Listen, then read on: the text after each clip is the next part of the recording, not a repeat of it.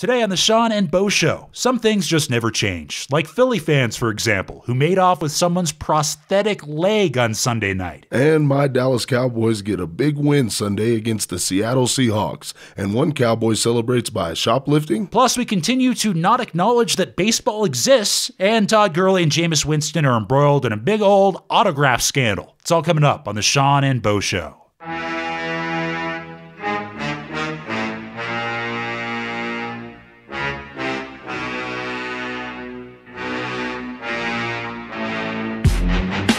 Hey everybody, welcome back. It's another week, and it's time for the Sean and Bo Show.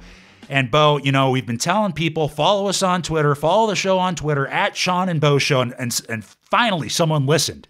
Yeah. Melissa Joan Hart, Bo. I can't hold myself anymore. I'm so excited about this. Melissa Joan Hart, you know, Clarissa Explains It All, Sabrina the Teenage Witch. She's apparently a big sports fan. I never knew this, but last night she followed the show, and I saw her tweeting about sports. So I figure let's ask her a question. So I said, hey, Sabrina, do you think Kaepernick is overrated? And she actually said yes. He's only as good as his team, but he has an excellent coach. Well, as you know, Sean, I have children, and, you know, the ABC Family Network, Disney channels, they're often on. So you see reruns of the Sabrina Teenage Witch along with her show Melissa and Joey. And I just think it's really cool that she is a sports fan. To me, it just shows something that we often talk about, the power of the NFL. She was like live tweeting WWE Raw, live tweeting Monday Night Football. Today I saw her on there making baseball picks. Nice. So if you were a fan of Sabrina or Clarissa, like pretty much any red-blooded American child of our age, then definitely give her a follow because she loves sports. It's at Melissa Joan Hart. And while you're there, follow the show at Sean and Bo Show. Bo, 12-year-old me would be so proud. Oh, you wouldn't be able to tell me anything right now. I'd be on the playground just with a smartphone holding up like, look, check it out. And speaking of not being able to tell you anything, your Cowboys, well, they won a game. Now, Bo, just enjoy. Get it ready. Cue it up. Enjoy this because you're only going to get it one time, Bo, okay? Just one time. So, all right, here you go.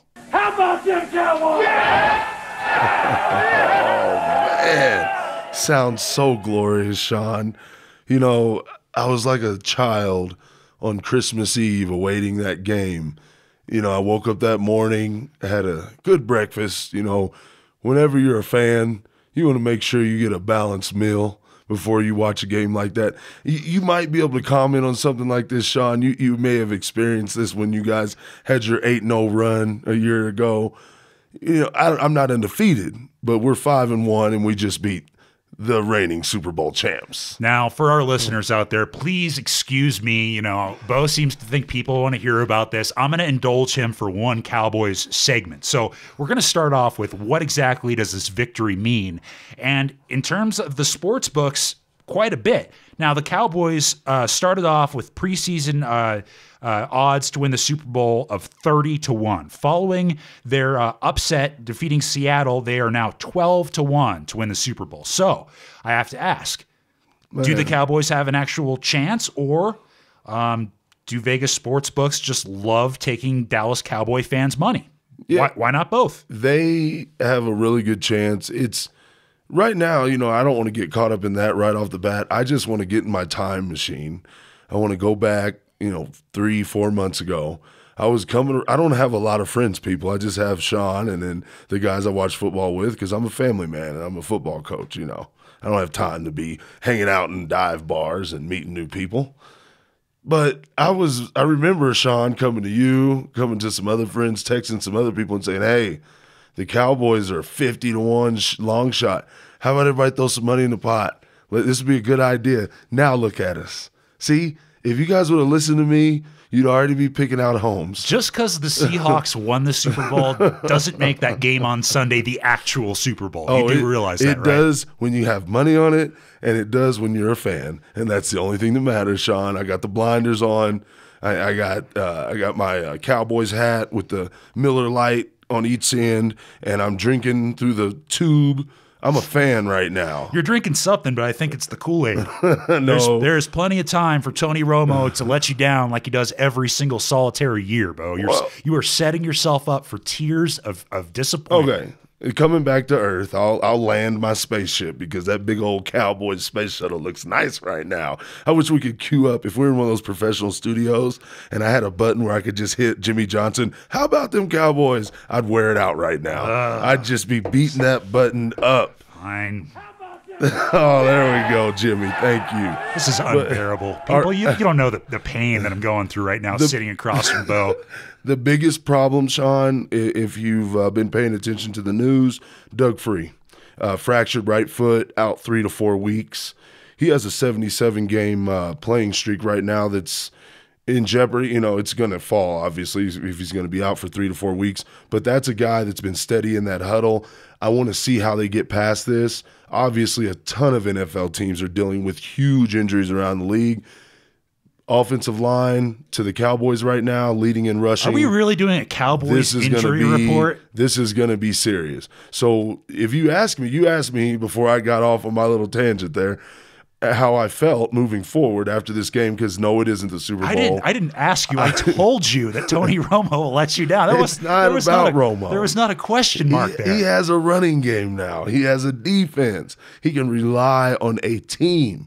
And, you know I'm going to hear this from everybody until the playoffs are here and the big star, Big D, is riding high on that big white horse, baby.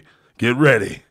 Get ready. Now, you like to say, Bo, that the Cowboys are, quote-unquote, America's team, but we found some very interesting statistical analysis that might defeat that notion, Bo. What did you find out from the Harris Bowl? Well, I do go around often flying that flag, letting everybody know that the Cowboys, well, we're America's team. If you look at ratings, people watch us even though they're not a fan of the team because they love to hate us. But the Harris poll that was just released points in a different direction. And America is saying, Sean, I know this one's going to make your heart turn gray and fall out of your chest in front of me, but the number one team in America, according to about 1,200 people polled out of 2,500 people, is the Denver Broncos. Oh, you fair weather fans. Yes. It's so now, like, I do feel like one of the world's biggest idiots. I'm not calling myself the biggest idiot because there's a lot of people out there on that list. I'm one of the top 200 because I have been telling people we're America's team, blah, blah, blah. Well, now that I know that they're only polling about 1,500 people, and these people are so fickle that they're willing to jump on the donkey bandwagon because they got Manning for 3 years and they have a new GM in Elway who won a few Super Bowls back in the day, go ahead.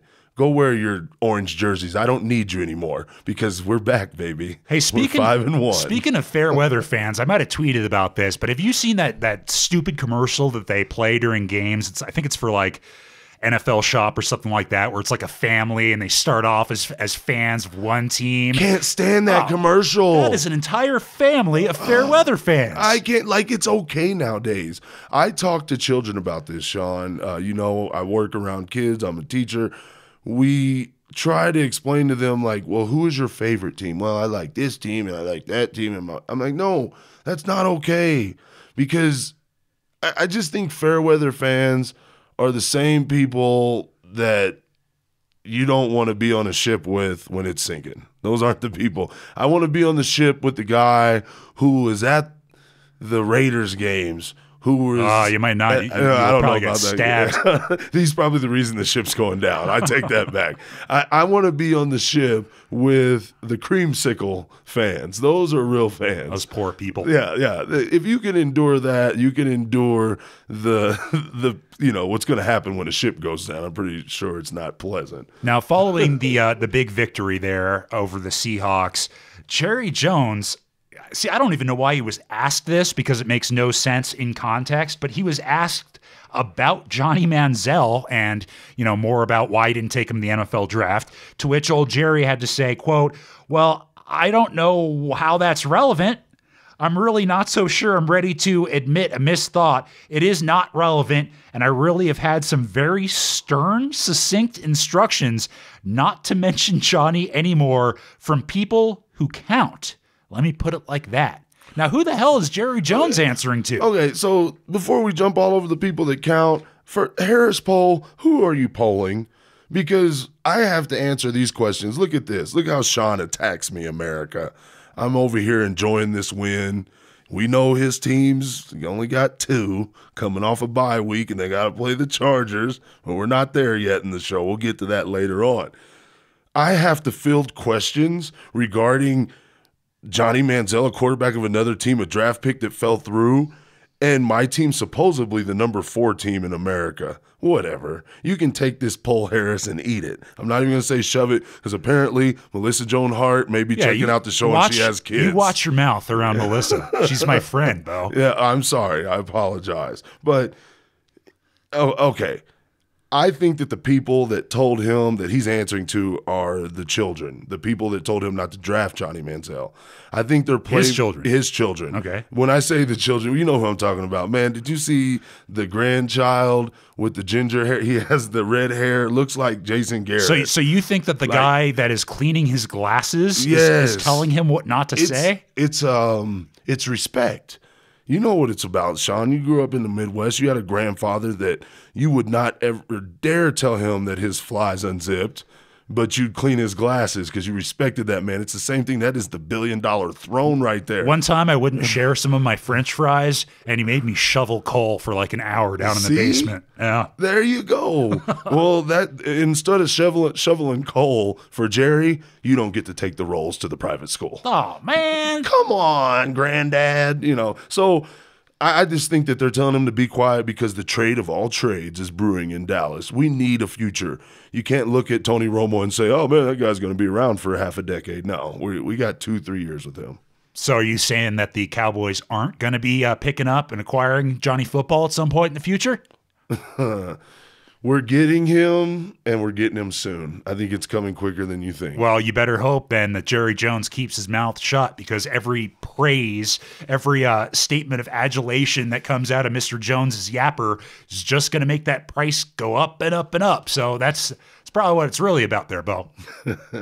Well, I agree. And if the price is going to go up, that's the only thing that scares me, because for this to be our Herschel Walker moment again, we need draft picks. You can't just go and get Johnny Manziel on a big price tag. You need to deal some people away that are going to acquire some first and second round draft picks. Well, speaking of a position player, running back Joseph Randle had a rather unique way of celebrating that big victory, Bo. He went to Dillard's, and no, he didn't buy himself something nice or maybe a gift for his lady friend. No, he did a little bit of shoplifting. Now, Bo, he's accused of stealing some polo underwear and some Gucci cologne. I'd like to point out that it wasn't even a sealed box of cologne. It was one of those tester bottles that probably have Ebola germs all over it from all the grubby hands. So this guy's obviously getting paid pretty well. He's on a team that's on the upswing, and he goes and steals from a department store, Bo. Now, I don't know why the hell he did this, but we here at the Sean and Bo Show have come up with some interesting theories as to why this young man might have stolen those polo underwear, a 2-pack, by the way, didn't even go big, and the Gucci cologne. Now, Bo, what were you thinking were the most likely causes of him committing this act? Well, as you know, I do have a young child, a toddler, so the first thing that jumps in my mind, when a young man makes a mistake like that, he probably didn't make it to the number 2 in time. So gross. That's where I'm putting my money. That's my number 1. That has to be my number 1. That's disgusting, and something I wish I hadn't just thought of. I think maybe he was told to think outside the box in his training regiment, and maybe thought that he could work some interesting new elusiveness drills with the Dillard security team. Seems possible. That makes sense. Well, if you just had the experience he had going through the Seahawks defense, and they're supposed to be as bad as they are, what did he have, like 4 carries for 50-some yards? Just something crazy like that. He just wanted to go see if anybody could tackle him. Man felt like he was invincible. It's not his fault. Blame Seattle for that. That's right. Yeah. But number 2, you'll like this one, Sean. I think he may have been with another lady. He forgets them over there, realizes he doesn't have any underwear on and he's going to get in trouble, so he has to stop. Doesn't have a wallet, no cash on him. He was making it rain at the club all night. He's stranded. That's number 2. And then number 1, he was finally coming down from the Kool-Aid that Orlando Scandrick let him sip when he was on the plane after the victory. Now, I think I have a couple more, I think these are more probable scenarios. Maybe he already had the Gucci underwear and the Polo cologne, so he needed to shoplift to complete the set. Or perhaps Jerry Jones had him pulling double duty as a bathroom attendant at AT&T Stadium. He ran out of cologne. I mean, what, Jerry, you want me to pay for this out of my own pocket? I don't think so. Now, you're lucky that this wasn't your boy Murray, because instead of tears of joy when you heard this story, it would have been just tears of agony, because that there would have gone your whole season, the running game. Dude is due $400,000 this season, so you can go ahead and divide that up over the months of the NFL. Take your pick with taxes and just say, this is how much he's breaking off a month. I'm pretty sure most of the people who are checking out our show, besides our newest Twitter follower, they don't deal with these problems. So I know that I have enough money on my teacher's salary to get cologne and underwear whenever I need them. To go out and commit a Class B misdemeanor after a big win like that, I have to wonder about your state of mind. The thing about Orlando Scandrick, yes, I was playing, but a part of me says, man, he really could just have been on one. Did he have a concussion? Did somebody hit him in the game? What are you doing? The security guard even says that he kind of just came over to him. I seen a joke on Twitter. Someone had tweeted out basically, wow, Frisco Mall Security 1, Seattle Defense 0. I mean, you're a starting, well, he's not starting, but you are an active NFL player in the league, and you're going to get busted by a rent-a-cop? Yeah. Throw a stiff arm, buddy. Now, see, have you heard anything from the Cowboys? Because I haven't. I think that the team is actually the ones that bonded him out, is what I read. Okay, so, is this a cry for help?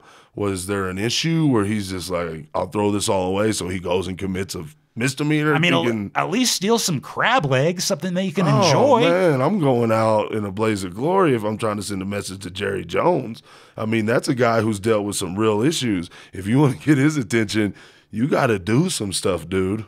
All right, now, Bo, if you gotten the Cowboys win out of your system, can we move on to relevant sports topics of today? It's gonna be hard, but I just want everyone out there to know Jacksonville, Miami, Oakland. You know who I'm talking to. I wish I had some slow music you could play in the background right now. I just want you guys to know there is hope. I've been down there, and now I'm close to the mountaintop, baby. This is disgusting. All right, we're moving on.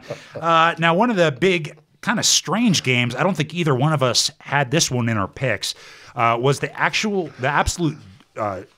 just demolishment that went on at the Link, man. You had the Giants get completely trounced by the Eagles, didn't score a single point.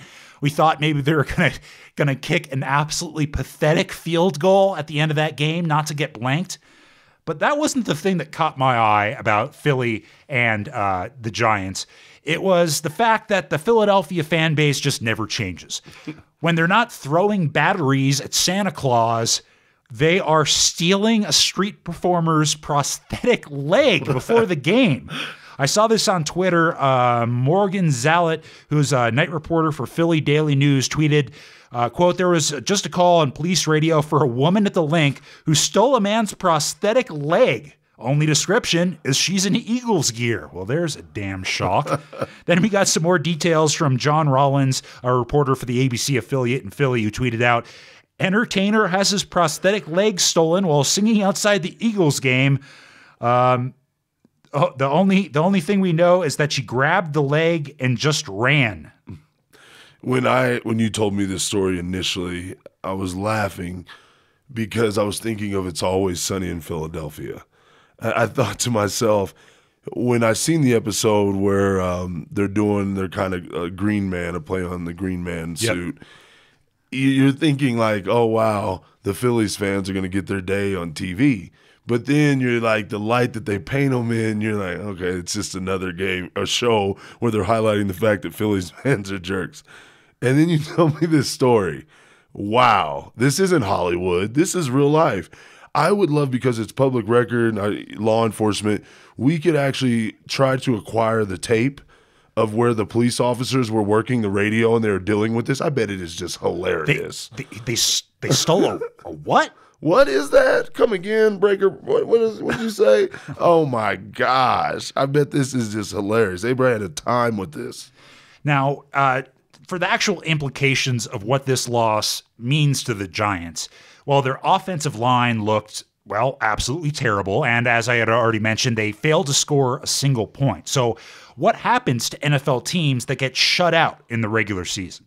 Well, I saw this great article from Ryan Nani from SBNation.com, and he did a little sleuthing, and since 1990, there have been 151 teams that have been shut out. So where's their season gone? Well, 123 of those 151 teams have missed the playoffs, okay? So you look at the division, Cowboys, Eagles, it's going to be tough, okay? 28 of those teams made the playoffs. 7 of those teams lost in the conference championships. 2 of them lost in the Super Bowl. And one team went on to win the Super Bowl. That would be your 2003 New England Patriots. Well, and something I was going to think about, I bet you could really separate that statistical analysis if you just did one simple thing. In those shutout losses, did the teams win that beat them by more than 2 scores? And I guarantee they didn't. I bet when the New England Patriots got shut out, it was probably snowing, cold, and the score was like 12-0. You know, it was probably an ugly game where they had a chance the whole time. But when you're talking about some of these other shutouts, these blowouts, these games that my wife always says, why do you sit down and try and watch those Thursday night games? I always find you passed out on the couch, asleep, and it's not even halftime. I'm bored to death. Yep. What do you do? Do you try to stay awake or do you just give up? I think one of the cool things about Twitter is that even if a game's not very competitive, there are so many people cracking jokes and posting video clips and stuff like that you can still glean some entertainment out of the whole thing. So That's a good idea. I just have I have the game on in the background. I'm looking at these Twitter jokers cracking on the game. So it's, even when it's bad, it can be kind of good. I need to elevate my ADD. Yeah. Yeah, definitely. So we talked about Johnny Manziel and how Jerry Jones has been told not to talk about him. Well, you seem to think that he might be out of there because you think Hoyer is going to get a big-time contract. Where do you see this going? No, man. I've from what I understand, when you look at what is our website that we go to, I seen this with Hoyer. He decided to table all discussions till the offseason. It was a Bleacher Report. That's exactly where I went. The Bleacher Report is basically reporting that Hoyer has said, with Johnny Manziel on the roster, I am not signing a long-term deal, which, hello, America, if they had some 20-year-old kid who just came out of college, he could perform better than you in a year, 2 years down the road, and they have all those little clauses in your contract that says, well, if you're not starting at this time or if you're not at these numbers in production, we can take money away, cut you, do whatever. Don't sign that deal. You want to get that Romo money. It's time for you to get that other type of money. You are a hometown kid. Who do you think can save him? I think it's LeBron. Honestly, I think this sounds crazy. I know you think this is crazy, but he is an Ohio kid. The story, before Bleacher Report picked it up, it was on Ohio.com, vohio.com. When stories like that are breaking in the Midwest, you know the power of that local motor. And I just think that Hoyer, with what he's doing right now on the field, he can solidify an offseason deal that would be bigger than anything he could have hoped to get during the season with Johnny Manziel on the roster or no Johnny Manziel. All right, well, coming up on the show, An NBA player says he will demolish LeBron James one-on-one. We'll talk about that. Plus, Gurley and Winston are in the middle of a big autograph scandal. And how did Bo's system, I don't know if you can see the air quotes there, work out for him in our picks? Well, Bo Rissa will explain it all. It's coming up on the Sean and Bo Show. Once again, thank you, beautiful, beautiful people, for listening to the Sean and Bo Show. We truly appreciate it, and we depend on you to grow the show. So please, for the love of all that is holy, tell someone about the Sean and Bo Show. We've had some great guests lately. If you've missed any of those past episodes, catch up for free. Just go to seanandboshow.podomatic.com. Also available on iTunes and YouTube, however you like ingesting and digesting your podcast. We have the way for you to do so. Also, an upcoming segment on the show, we're going to start taking a question per episode from one of you listeners. So definitely hit us up on Twitter at Sean and Bo Show, or shoot us an email, seanandboshow@gmail.com. Back to the show. Welcome back to the Sean and Bo Show. Ready to get things started and underway. We got preseason NBA basketball getting going, and my man Sean's already telling me that King James is making headlines. Yeah, speaking of, we got to get our pal Stephen Babb from the Bleacher Report back on to preview the season, because it's going to be here before we know it. But yeah, that's right. Somebody has called out the king, none other than Gordon Hayward. Yeah, Gordon Hayward of the Utah Jazz tweeted, quote, one-on-one versus LeBron James, he would get crushed. We would all be witnesses to a straight-up annihilation. Wow. Some cojones on this guy, right? Strong words. Well, it turns out he wasn't actually talking about sport or basketball. No, he went on to say, quote, I repeat, I'm the best in the game, and probably in all the other major sports too. No athlete on earth is as good at League of Legends as I am. That's right, the popular MMO video game. He's apparently... well, he's got skills from what he has to say. I don't know if Chris Kluwe plays this or if he just sticks to Warcraft, but you know he might have a challenger. So there you go. Wow. Now, one of the things that's making big headlines today is this whole autograph scandal. Okay, first Gurley got suspended. Now Jameis Winston is also in the limelight because of this. Basically, the issue here is a bunch of serialized autographs. How this works is you have autograph dealers and you have autograph authenticators. So when a player has like hundreds and hundreds of autographs with sequential serial numbers, you kind of scratch your head and go, well, how did these all show up at the same time? You know, yeah. If he wasn't sitting at a booth signing these, you know, it seems kind of unlikely that if, you know, just random fans would authenticate autographs just randomly in sequential order. So Gurley got sat down for this. He's, of course, going to go pro. Doesn't really matter to him, but I'm sure Georgia cares a little bit about this. But now Jameis Winston also getting investigated for this. Additionally, FSU is going to have a disciplinary hearing regarding his 2-year-old sexual assault case. They're just now getting around, I guess, to disciplining him when there was no legal, he wasn't charged with the crime, so I don't really know what they're looking at here. So kind of interesting. I mean, I think it's obvious to most sports fans. It's certainly obvious to you and I, Bo, that this is a dumb rule, okay? Yeah. Let's set aside, you know, the fact that these two players might have allegedly broke the rule.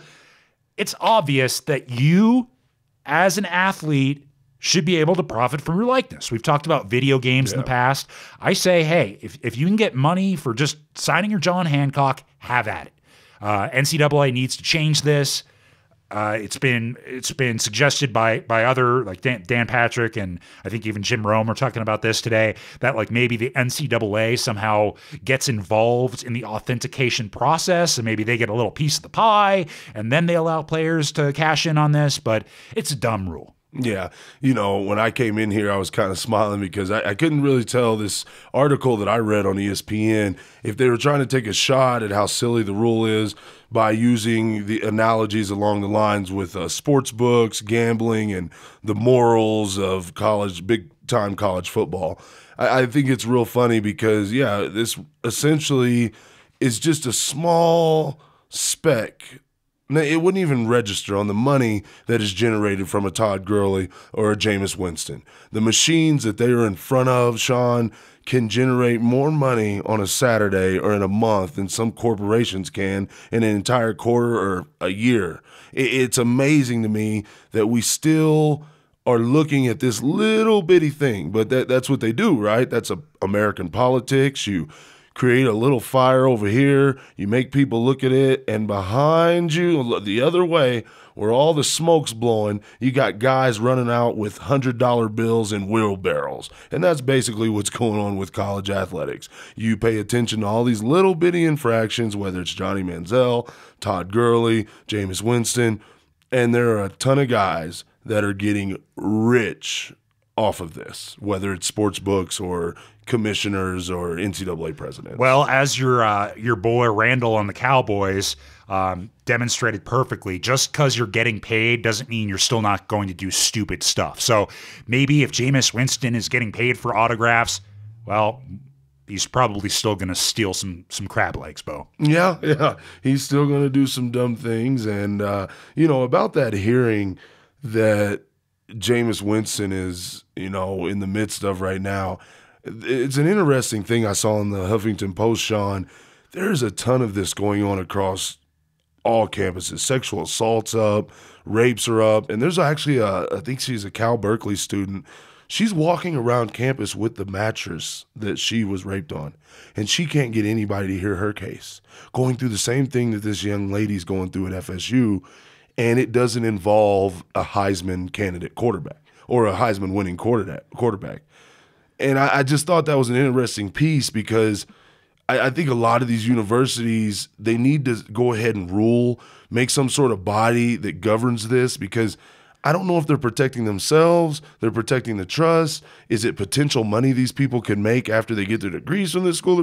I don't know what it's all about. Like you said, you can only speculate as to why they do the things they do when it comes to handling these cases, when it comes to athletics. But when you look at the numbers surrounding these cases in general, at universities and state schools, it's a problem in America. So I'm going to be interested to see what happens with this hearing, because there's no like, he did this, he suffers this punishment.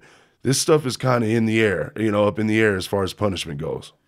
Now, one of my friends who I was talking to earlier was asking me if I thought that Jameis Winston would get suspended like after this weekend because, oh, by the way, number 2 FSU is playing number 5 Notre Dame this weekend. Sir. Sort of a big game. And I was like, well, yeah, I mean, I certainly wouldn't put it past FSU to come down with their ruling. I mean, Georgia already sat down Gurley, so if you look at the precedent, yeah, I mean, might get sat down, might be playing baseball. But then I saw this, Bo, and this kind of leads me to believe that he might get sat down before this Notre Dame game. Why, you ask? Well, betting on Notre Dame, Florida State is halted. It's off the board. Sports books will not take your money right now on this game. Yep. So when Vegas knows something, that we don't, I don't know, man, kind of wheels start turning in my brain, and I'm thinking to myself, Jameis. And you look at what they had to say. The vice president of race and sports at Westgate Superbook said, quote, "It doesn't make sense to keep it up right now. You're only going to drive one-way action to Notre Dame. So we're taking the cautious approach and see what happens." Meanwhile, MGM vice president of race and sports, Jay Rude, said, "Well, we had it up yesterday. We'll wait and see now." That's funny. Now, if that doesn't tell you something's up, I don't know what does. Man. Well, the thing that I'm hoping, because we're kind of rooting for the Irish. I think it's a good story, comeback story with Colston. But you got to sit here and think, on one hand, the sports books and all that's great. If you're lucky enough to be in a family that owns a casino, maybe you're thinking about it. But the rest of us, we're going on about our lives. If you're an Irish fan, like there are a ton of people in this country that are Irish fans, you're thinking, if we don't get to play Jameis Winston, this win is pointless. It's almost like the Cowboys going into Seattle. You're playing with house money. We all know Dallas had everything to gain, I kind of disagree, though, because I think the voters, the AP voters, I mean, it's not Notre Dame's fault if Jameis doesn't play. But is it? Can you really fault Notre Dame when you fill out the AP the following week?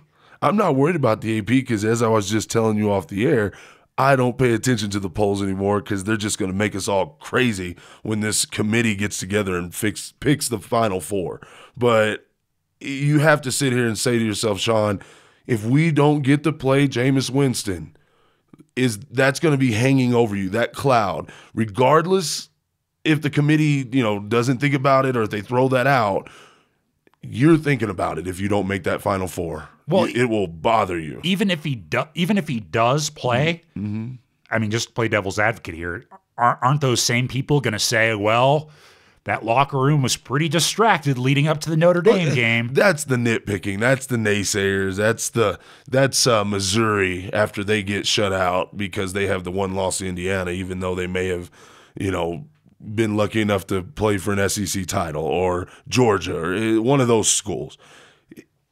I don't buy into that right now. It's too early, but you are probably right, Sean, because we've sit here and speculated about this Final Four. It is going to get real dicey. The who's in and who's not, you're going to be able to just throw a dart at a list of teams, and wherever that dart lands, that's a pretty good idea of who can be in that Final Four, because there's a lot of good candidates right now. Now, behind Bo, he has his investigative corkboard. I see he's already working on his system for the picks this week. And before we get to that and find out just how Bo's system worked out for him last week, Bo has what he has self-described as power rankings that are more accurate than ESPN's. Yes, if you're out there listening, you know that my picks are not that bad, people. And, while Sean may beat me, pretty soon, I'm going to be sitting over here fanning myself with a wad of $100 bills because I'm going to be cashing in, baby. Get ready. The only wads of bills that you're going to be fanning yourself with are your kids' Monopoly money, which you should not steal from them, Bo. They need it to play the game. Well, hey, I don't know. How many power rankings did you check out today? Did you see any, Sean? I didn't even pay attention. Well, I don't need them. I know. It's kind of senseless, but it does put some clarity into the NFL because this is a week-to-week league and it gets pretty crazy. And you do start to forget who beat who. And, I like to remember those things. Number one team that a lot of people picked was Denver. Denver was on top of a bunch of people's lists, and that's what got me going right away. Got my heart pounding. What do you feel about Denver being a number one? Well, I mean, I disagree with it. I think that they might very well lose this weekend, which we'll get to in the picks. But that's what makes power rankings kind of worthless. It's based on opinion, not fact. Yeah, I just think that if I had the power and the machine behind me that is ESPN, Fox, NFL.com, Grant Leonard, whoever else has power rankings, I would do a better job than Denver number one. I went with San Diego. I think San Diego is a clear-cut number one. Right now, you don't want to play them. Number two, the committee, everybody else, the powers that be, they had San Diego at number two. I went with Arizona. What do you think about Arizona being up that high? They're not getting any love. ESPN and NFL.com had them as far as 6 on their power rankings. I don't think they have enough offensive weapons. I'm still not 100% sold on that team. There's a few teams that I look at and I just don't know what to make of. Miami being one, Arizona being one, Cincy being one. So we're going to find out what they are made out of, but I just haven't seen enough quite yet. Yeah, and my list, I'm just going to dive into it. Number 3, I have Denver. Number 4, San Francisco. And number 5, believe it or not, Dallas. A lot of people, NFL.com, ESPN.com, they had Dallas top 3 and 4, right, followed by Philly. I followed Dallas up with Seattle. I think Seattle's earned a little bit more than Philadelphia has. You are just trying to inflate the importance of that victory, Bo. I see exactly what you're trying to do. You like that, man. Manipulating. Last week I was referencing propaganda, and here I am, spewing a little bit of my own. Number 8, Green Bay. Number 9, the Colts. And number 10, I had Baltimore. You want to know who ESPN.com had as the power ranking for number 10? Guess.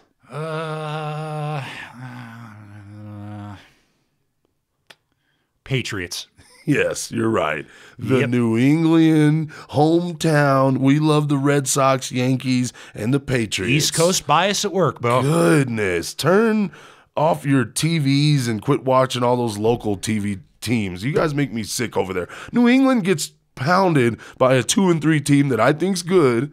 I'm not going to, discredit what Kansas City did. And then they come back and have a good week. They got a short week this week against the Jets, I believe. Is that correct? Yes. Short week against the Jets. Watch the Jets beat them. No, not going to happen. Watch. Although Ryan is pretty much coaching for his job at this point. Yeah, I'm telling you, If don't not, put him in a. if not now, then when? Nobody puts baby in a corner. Remember that. All right. Now, Bo has been diligently working on his system. It's something he's been fine crafting and telling me all about.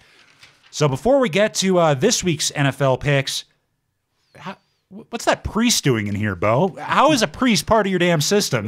Well, see, I'm calling him in to get out some of these negative spirits you're trying to put on me. Okay, so yeah, speaking of negativity, who won this last week, Bo, in our Sean and Bo Show picks? Ladies and gentlemen, I just want you to know, I am not a sore loser. I will, if you had some applause you could bring up in the background, that'd be great. But that's all I'm going to give you. You get your round of applause. I'm 18-12.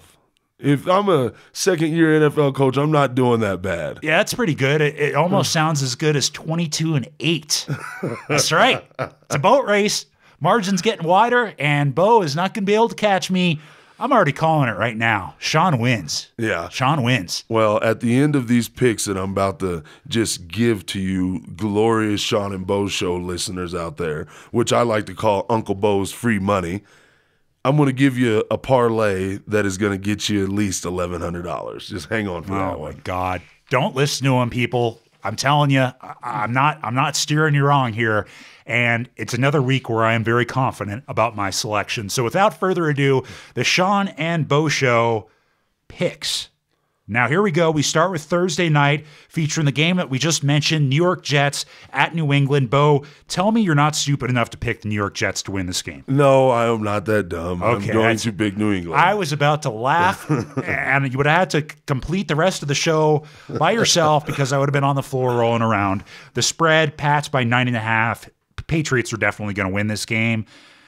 I think they'll probably even cover that spread. I'm not. That spread is just begging to take your money. Go ahead. It's at New England. And put a mark next to that one on your piece of paper, Sean, because if you're going to take the spread, I'm going to say I'm not. That's not part of the picks, Bo. I'm not. You see what he's trying to do right now? That's crazy. He's trying to take it away from wins and losses and start talking about spreads. That is not what we're doing here, Bo. Okay, first early game of Sunday morning features Atlanta at Baltimore. Speaking of two teams that are kind of hard to figure out, Atlanta started off on fire following the Hard Knocks camp that looked like they had no idea what they were doing, surprised a lot of people by winning some early games. And the Ravens, man, it's just been the resurgence of Steve Smith this year. I think that trend continues. Ravens win the game. Yeah, Baltimore, as far as I'm concerned, they're in my top 5 when as categories go with defense. They're not giving up a ton of points. And then, like you said, Mr. Steve Smith has found a second career. He's like a phoenix coming out of the ashes. I'm going to go ahead and pick Baltimore too. Now, Bo, this next game I had already selected. And before I announce my pick, I'm going to change it. I've gotten burnt enough by the Redskins. I'm not trusting them anymore. So I'm going against the spread here. I'm taking Tennessee to pull out the victory at Washington. Well, this will be the first time that I'm going to go ahead and give a lock because Washington is not losing another game. People don't buy into that. All right. I just think the Redskins are just going to ruin your parlay, Bo. I hope that isn't one of your locks of the week. They're not in my parlay. Okay, good. Next early game, Seattle.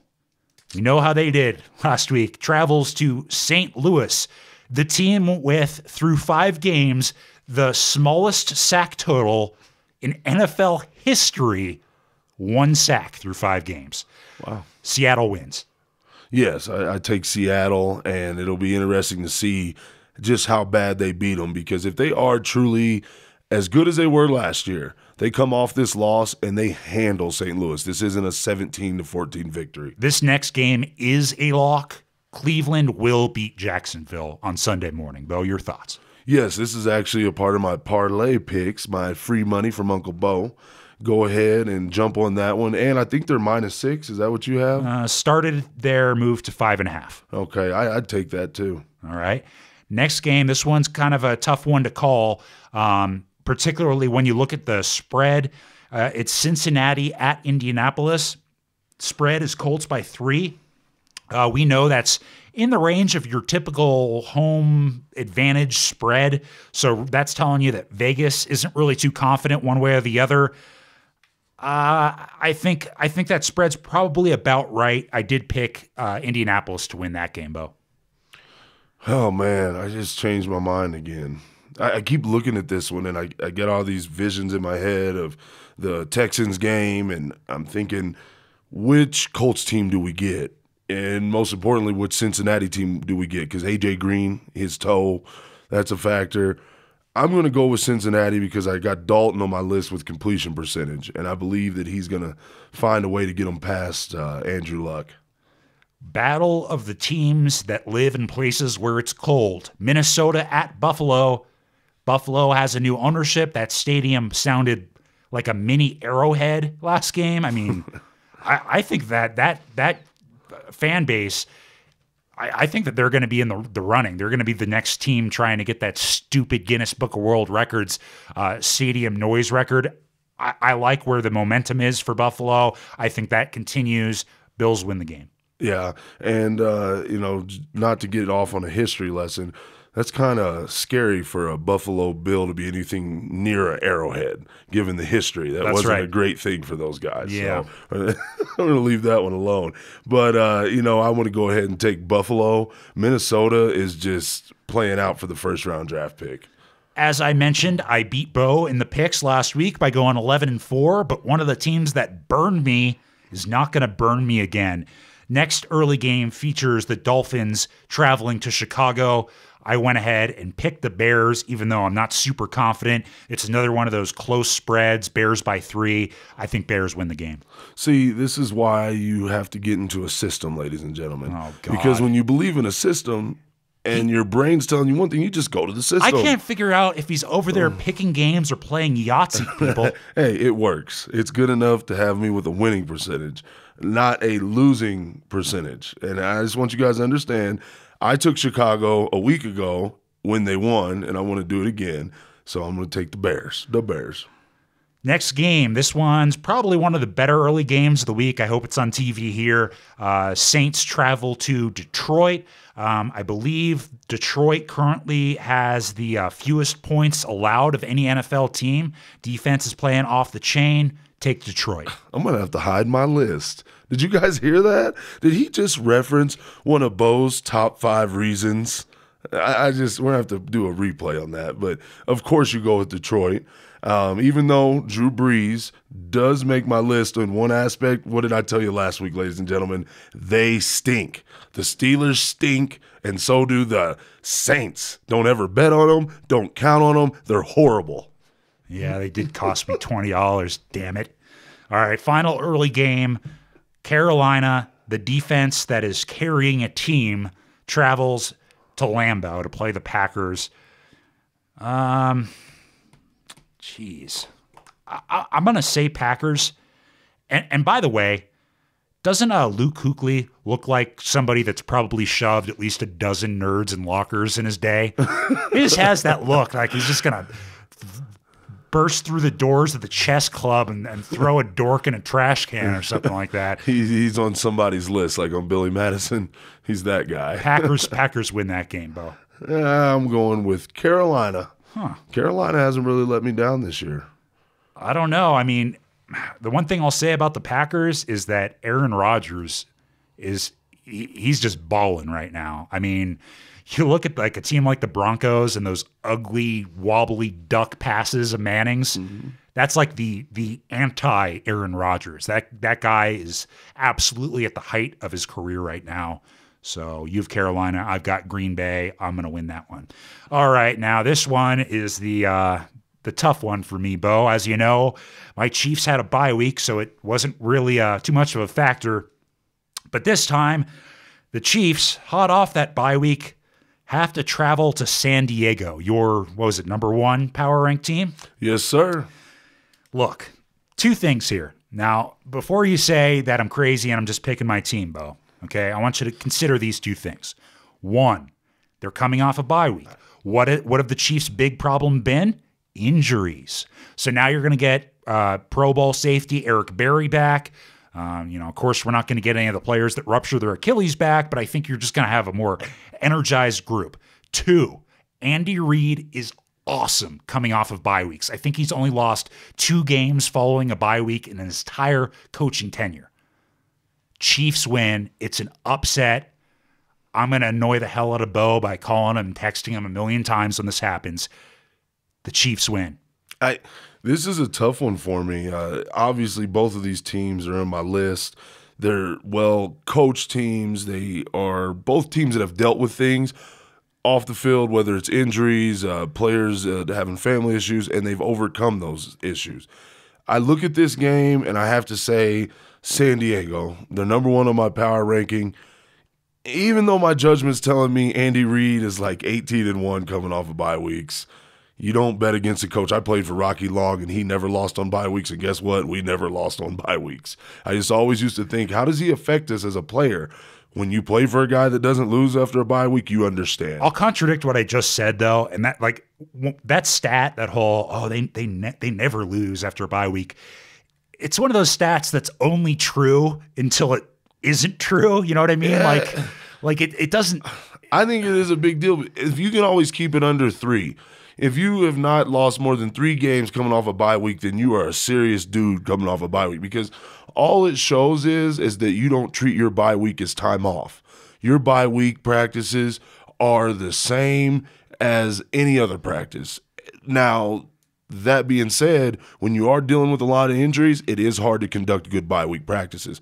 But your injuries happened weeks ago. Your guys needed this bye week so they can get out there and go through drills with the 1s and 2s. So I like what you're saying, Sean. That's a good pick. I just know that I'm looking at my charts and they're telling me, Bo, go with your system. Did I just say it's only true until it isn't true? Is that like one of the tenets of Bo's system? All right. Next afternoon game, Oakland played really tough against those Chargers. They only lost by 3 points, and they're at home with Arizona coming to town. Arizona, though, as you've heard Bo's analysis, is a pretty damn good team on paper. They're going to beat the Raiders. Yeah, I'm going with the Cardinals, no question. Spread in that game, only 3.5 points, which is interesting. I guess that's just by virtue of how closely they did play the Chargers last week. Yeah, that team's hungry. That's an NFL team that wants to win. No, they want something, probably more knives. All right, now the absolutely hapless Giants. We talked about how they got drubbed by Philly last week. They traveled to Big D. Now, I'm not saying this is a trap game. It is. It is kind of a little bit of a trap game. It has always been a trap game. What are you talking about? I'm surprised. What's the spread on this? I'm surprised we're not the underdogs. The spread moved. Opened Cowboys -3. Currently, it's Cowboys -6. Oh, exactly. They're playing with this because Cowboy fans have seen this time and time again, where we come in riding high on that horse, and then this big New York Giant hits us with a taxi cab and just takes all the thunder out of that dome.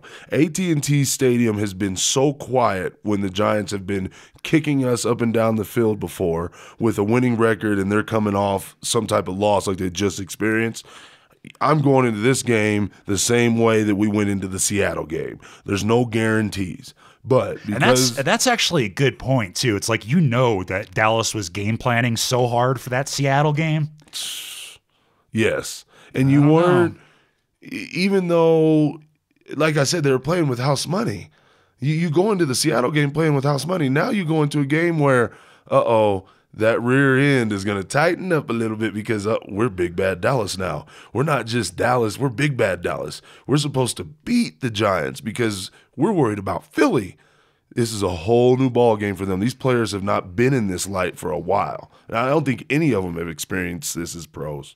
Well, you know, I don't trust that spread. I would not take that spread, but I am picking your Cowboys against my better wishes here to win. Everybody's a Cowboys fan deep down inside. That's absolute trash. All right, I assume you're taking your Cowboys. You didn't say it. Yes, Okay. yes. Had to get them on tape saying that. All right, the nightcap. This one's going to be a real good game. I have a feeling that this is going to buck the trend of primetime games being just non-competitive messes. San Francisco travels to Denver. Yeah, finally, we're going to get something that is not going to have me snoring by 7 o'clock Mountain Time. It's pitiful. I'm so sick of having good football all day, and just when I sit down to finally snack on the remnants of my ribs and everything that I have left over from the day, the bratwurst, I don't have a game to watch. I'm stuck flipping through the channels. So go ahead, pick San Francisco if you're smart, because if you put your money with a team that only has a defense right now, I'm confident in saying that. I'm not afraid of the Denver offense. They don't strike fear in me like they did a year ago, and they don't strike fear in me like they did on preseason paper. Now that they've had a few chances to play, I just dropped Wes Welker off my fantasy team. The guy has 0 production. Yes, there's other people stepping up on that team. I just don't feel like they're the team that can go drop 6 points on you with 1:30 on the clock and 1 timeout. That's just not the same Denver team. Wow, we're actually in agreement on this. We're both going to go against the 6.5-point spread and take the Niners. Yeah, I think the Niners are really good, and the teams that they've beaten, you're starting to look at them as they get into their schedules, and you're like, wow, that team's pretty good. I know you're hoping that that's the case. You guys go and beat San Diego, and then you'll be another team on that list. It's like, wow, the Niners beat us too. Just worries the hell out of me when we both agree on something. It's got to be like a curse or something, right? Yeah. At least we're not sitting here agreeing on investments or something like that. That's when it gets real scary. All right, final game of the week, the Monday Nighter. This has all the makings of a snoozer. I don't know if it's going to be close or not. Spread, Steelers by 3.5. I think I'm going to regret this, but I'll agree. I'll take the Steelers. Oh, Nick Houston. J.J. Watt is going to wreak havoc. He did look great last week, He's going to be riding Roethlisberger. He legitimately looked like the best player in the NFL last week. He is. Yeah. I really, hands down, NFL MVP.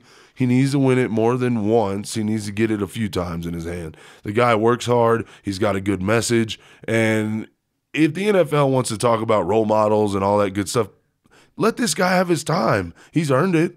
Put him on all the commercials. Let him be Manning for the next 5 years. Nobody would be mad at you. I saw that he was able. My family used to always talk about this around Christmas time when you see those Lexus commercials with the big red bows on them, and you're like, who the hell can afford to buy somebody a luxury car as a Christmas gift? And who's going to take that hit on the last days before the end of the year when you got to pay for that? Come on, dude. Well, J.J. Watt, after signing that enormous contract, treated his mom to a brand new car. Okay. With the red bow for her birthday. Nice. So I thought that was really cool. They've earned it. That's good. Okay. Well, now, before we wrap up the show, and I can't stress this enough, this is for entertainment purposes only. If you want to listen to Bo, I'm not going to tell you you're wrong.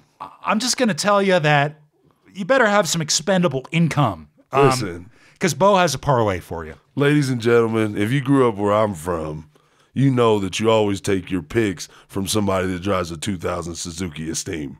Just get that out right now. Smells like money. It smells like money. Uncle Bo's dropping money out the Suzuki on the way home. Get ready. Number one lock. Now, before we get into this, if I listen to you, what kind of profit margin am I going to get again? If I put $50 in, what's this going to be worth? $50 is going to bring you about 1,100, 1,900, depending on how because I'm talking about taking these spreads. You're taking these teams. You're not just picking winners here. This is taking points too. You can do both in a parlay. Yeah, you can do both, but I'm just. Okay, so you're taking spreads. Yeah, spreads. All right. Baltimore -7 is what I was getting. I would take that. That's no question. Oh, jeez. What? Why are you hating already? You're not even into the list. Atlanta's not a bad team, man. They're bad to me. They're too bad to be thinking that Baltimore is going to not put it on them. All right. You know what? You're right. I've done enough of calling your picks stupid, so take the floor. Texans +4. You got to take that one too. I know my friend over here is all about the Colts, but take that Texans +4. Sean, cover your ears. San Diego -4. Go ahead and take that one. Arizona minus the 3.5. That's a lock. And Cleveland minus the 6. Drop your $50 on there, or if you're like one of our new friends on Twitter, drop a little more, and you'll be real happy. No, no, don't you tell her to do that. I want to keep her as a friend. She's gonna love me next week, Sean. No, she's not. She followed because of me. I'm like that little black cat. There's nothing little about you, my friend. Come on now. All right, that's going to do it for this episode of the Sean and Bo Show.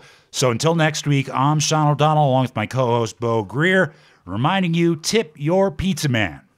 And good night, Melissa. See you next week.